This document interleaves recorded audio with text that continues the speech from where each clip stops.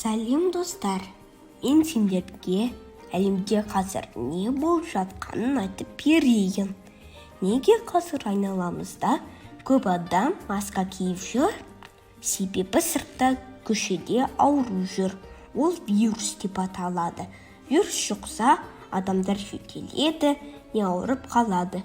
Егер көшеге ешкім шықпаса, вирустар жоғалып кетеді. Вирус деген өте кішкентай. Оны көзбен көре алмаймыз. Көру үшін арнайы құрал керек. Вирус біздің ішімізге кіріп, ауырып қалуымыз мүмкін. Вирус біреу жөтелсе, не түшкірсе тарайды. Не ауырған адам ұстаған жерді ұстасақ, вирус жұғады.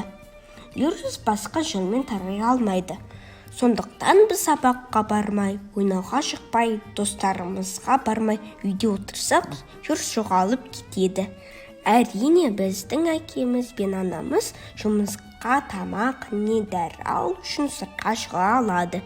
Бірақ біз көбіне үйде болуымыз керек. Сонда жылдам тарап жатқан вирус жойылады.